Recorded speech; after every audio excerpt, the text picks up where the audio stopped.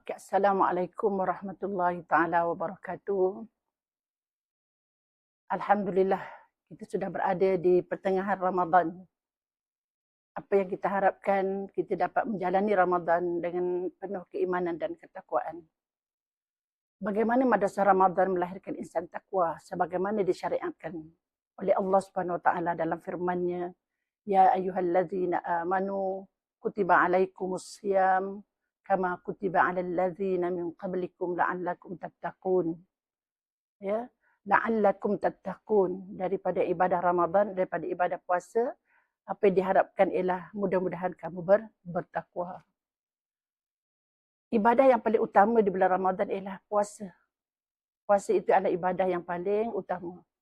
Bagaimana kita nak tengok bagaimana Ramadan, bagaimana puasa dapat melahirkan insan yang bertakwa. Puasa ni ialah bermaksud menahan diri, menahan diri daripada melakukan perkara-perkara yang membatalkan puasa, seperti makan dan minum dan memperkatakan kata-kata yang kesat. Apabila kita apabila kita tidak makan dan tak minum dan kita tidak mengungkapkan kata-kata yang kesat, jadi di situ adalah satu tarbiyah mengekang nafsu. Satu proses pentadbiran mengekang nafsu daripada mendapatkan makanan dan minuman dan mengeluarkan kata-kata keji dan kesat. Pengekangan nafsu ni bukan saja itu saja, kekang nafsu daripada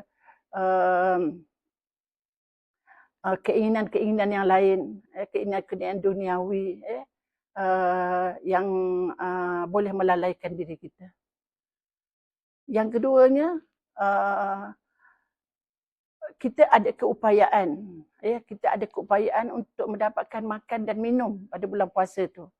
Tetapi kita tidak melaksanakannya kerana kita merasakan penglihatan Allah ataupun kita merasakan muraqabah Allah di situ.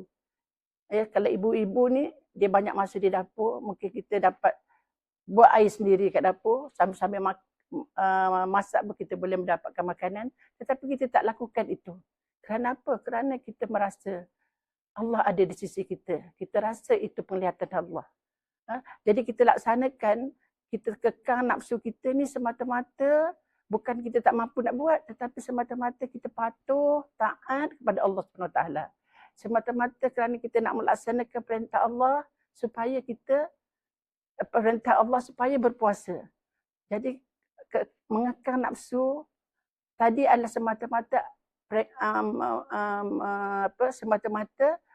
ketaatan kepada Allah Subhanahu Wa Taala. Jadi di situlah kita nampak bagaimana ibadah puasa dapat melahirkan insan yang bertakwa.